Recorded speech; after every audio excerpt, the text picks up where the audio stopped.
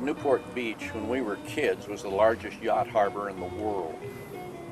There were 12,000 yachts clear back in the 50s in there.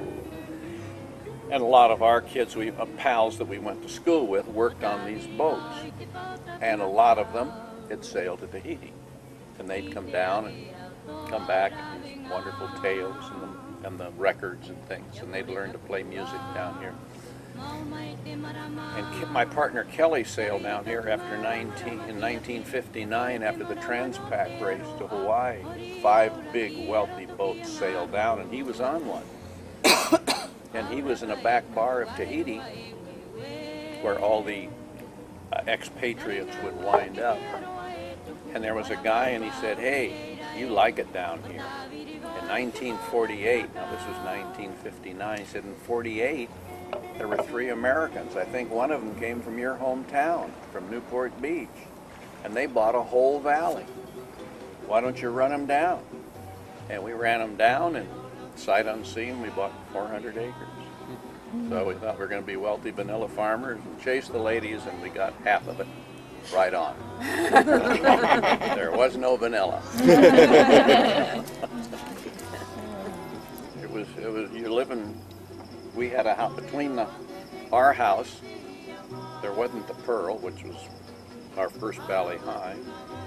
There was 1, 2, 3, 4, 5. There were 5 houses between there and here, 2.5 miles, and you could only see 4 of them. The rest were in the jungle. There just wasn't anything here. And people would. We had a secret weapon in Tahiti when we got our hotel. The guy started a hotel, and it was just a matter of time before it went upside down. And he was a politician, and he'd mortgaged everything he had. He came to us and said, "Hey," came to Kelly and said, "Hey, find somebody to buy my hotel." And Kelly said, "We'll buy it. You get us permission to stay here permanently." So that's how we got our visas. And I went back to Newport, found friends, and said, "Hey, there's a big hotel in Tahiti." Big hotel. God, it was a rat box. There were 4 bungalows and 4 rooms. And that was it. But I found enough guys that weren't that bright, and pretty soon we owned it. So we were here and here permanently. It was wonderful. So you have dual citizenship then? No, our kids have dual citizenship. No, we're American. We're what they consider just an expatriate. We could probably get French citizenship, but we just don't have any desire. Our kids are a different story. If all of a sudden you'd get something like another Clinton, you want to be French. It's the only time you'd want to be French. Otherwise, you'd want to be American. My partner just came back from the States and got his son American citizenship. You keep your mouth shut up there. In France, you can have dual citizenship. So you just shut up and there won't be any big problem. Because there were a lot of kids. You know, Kelly had 10 by 5, Jay had 3 by 3, and I had 2 by 1. There were a lot of kids. And Kelly wrote to the head of immigration, Washington, D.C., and said, "We want American citizenship for our children." And he wrote back and said, "You can't, they're illegitimate." And Kelly was just the sweetest guy in the world. Kelly got mad, and God, he was vicious. Just terrible. I'd run, I'd hide. Took him a year, and he got to see that guy. And he said, "Do you even know what determines legitimacy? Let me tell you. It's acceptance in the community. That's the way it's done. It's taking the father's name, and they all have our name. When a child is born, it has the mother. When you sign the book, it takes your name. And inheritance of the father's property, you cannot write a child out of a will." He said, "Is there anything else?"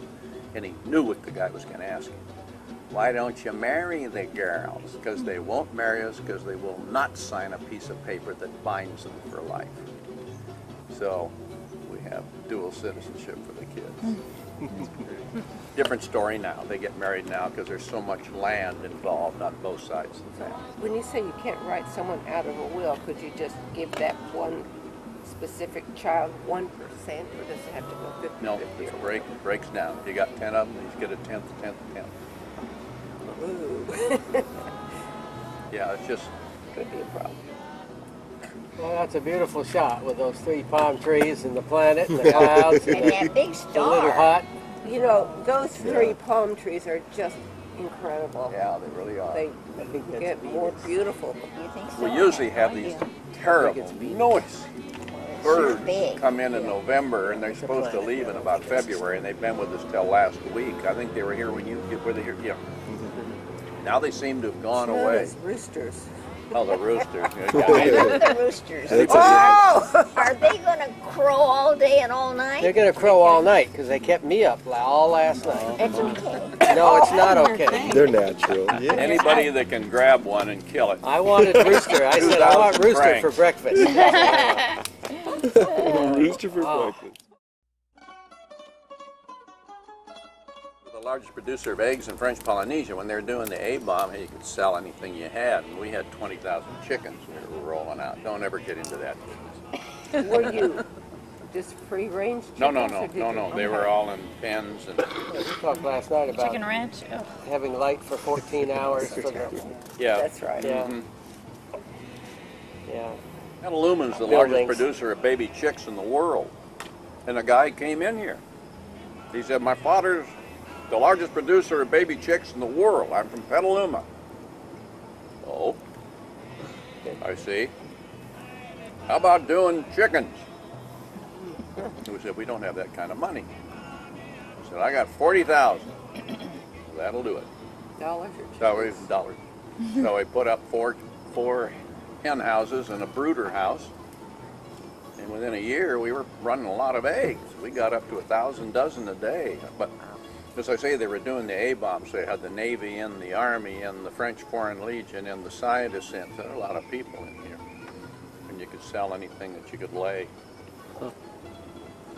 So we ran a lot. So about what time was that? What? I started in 60, I think it was probably 66. They went out, they ran it for 30 years and finished in 96. They ran a lot of bombs. They ran a lot of them. Was it on Tahiti or Moorea? It was 700 miles down by the Gambier Islands, down in Uturoa. No, not Uturoa. Howe was way down on an island called Howe. It was 700 miles. Long way. Long way. A lot of people say, oh, you know, any effects or anything? God, as a kid, I lived in Newport Beach, and when they were testing them in the Nevada desert, we'd all run down to the malt shop, get our malt at 11:30, and you knew when the bomb went off because the chandelier would start to swing. You know, if we didn't have any effect, and it was only 300 miles, we're not going to have an effect here, and it's 700 miles. Well, in World War II, they would test their bombs in Madeira, which is a county just north of us by, what, 20 miles? If that, At the most. Yeah, out in the ranchos. Really? No kidding. So you have to, my grandmother is a real estate broker, so she sells in that county. Knock out, and then they put those houses way down on that point, and knock down the trees. Progress, but not much you can do. How much are they selling those houses for? They're not selling them, they're for rent, for low-income people. The equivalent of $2,000 a month. Well, that's not low income, really. That's exactly what I was thinking, my dear. That's not low income. The buyer's description, 150,000 francs. Just, I'm lost. And you on take it. your shit on those? I have no. I go by every day to the farm, but I don't see Now, anybody. why are those trees cut? Is that to give them a view? I would say, yeah. But it's like they just cut the tops off and left them there. Yeah. They'll start to sprout a little bit on the side of those trees. They're a despicable tree. Oh, what kind of tree is that? It's ironwood. Oh, that's It ironwood? won't even float. Well, see, now I know what ironwood is. It is awful. Yeah. So they just, I guess, cleaned it up. They left a fair number, and they'll start putting little chutes Okay, on the so side. it'll And there's a eventually- big opening and a big opening, and we're not sure what they're going to do with it. We'd be the last to know. So these off the island developers from somewhere else, or what? I don't know who the guy was. He might have been from Papeete. I would say he was probably from Tahiti and owned that land. Bought it long ago. A Tahitian or somebody born and raised here can buy land from another person. We can't. When we came, we could. A foreigner could buy from a foreigner, and there was a great deal of foreign-owned land, and we bought a lot of it. Now your son can buy land. Yes, any of our kids. That's Because they're like born and Bermuda, raised. though. We can't go to Bermuda and buy land. You have to be Bermudian or of Bermudian I descent. haven't been down that way. We fortunately had lease with option to buy up where our houses are, where we live. Okay. And when we got the hotel, the guy was in such dire straits, we got lease with option to buy. So I went in, so as I told you, sold stock in this beautiful hotel that was down there. Just, what a joke. God, it was, I'd want to see pictures if I were a buyer. yeah. The guys that I was dealing with, they weren't that bright. You don't go with the bright ones, my good man. Yeah. Just Go with the dumb dummies. Obviously, Dummies they with made money. their money, though. ones. Okay. Usually it takes a little bit up there to make money. Yeah, if we'd have had any money at all, we'd have owned everything from this hotel up to the thing. It was $1 a square meter. But who had $1 a square meter? Nobody did. The only guy that could have come up with that, we had strange people on this island. The strangest was a guy named Crazy George Gilkey. He was the heir to the Gerber's baby food fortune. Oh, he was a nut. And he was a remittance man. So anytime he would write a letter home saying, well, I'll come home for the holidays, they would remit about $40,000 to him to keep him here, because he was crazier than a box full of horn chokes. Sad. And he was the nuttiest one. The other one was a guy, I don't ever know the guy's real name. We called him Herr Meyer. He'd get up in the morning and have a 20-ounce glass of wine, and in a half hour he'd come back and have a shot of bourbon put into it. And he'd walk around the hotel going, Heil Hitler. I thought, boy, oh boy. I said, you know, it's fine here because our clients were all American. He got away from us because we really watch him. And he got over to Club Med. That's all French. I mean, French. And he got in there giving this Heil Hitler. And then it wasn't bad enough that he did that. He fell down in the bar. So they got two bouncers, and as they were taking him out through the restaurant, he was singing The Last Time I Saw Paris Was Through the Bombay Doors. So this guy was really persona non from then on. But he got back to us, and he spent many months with us and paid for his $4 a room, $4 a night room. So which ones are those now? Those are all gone. There's nothing. They're all gone. No $4 rooms? Nothing left. That's expensive. Before we had the hotel, we had a house we rented for $200 a year and gave room and board for $1.13. 3 meals and a bed. The good old days. Yeah, those were Yeah, good. the good old days. Those were wonderful. God, you could live here for nothing. Yeah. Bread was 4 cents. Red raw sugar was 5 cents for a kilo. Yeah, cheap. But we just had the nuttiest people. We had one guy, another Crazy George, he walked up and down the road and carried a blow-up doll. He always had a blow-up doll with him. Boy, was he a nut. Trying to think of the other one. We had another one. We had Vivi.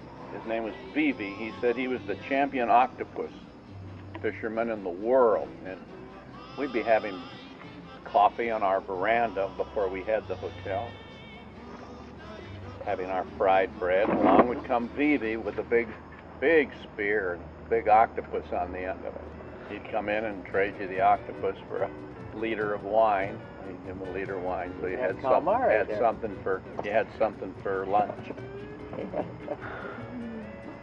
The boat came in on Monday, stayed overnight, and went out on Tuesday.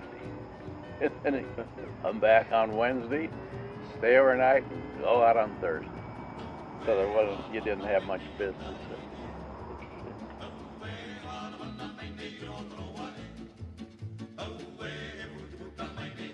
You couldn't come over for the day. You had to come over and stay overnight. People had never heard of Moorea. Nobody had ever heard of such a thing. Tahiti, you'd heard of Tahiti when I was a kid. You heard of Hawaii and you thought it was one island.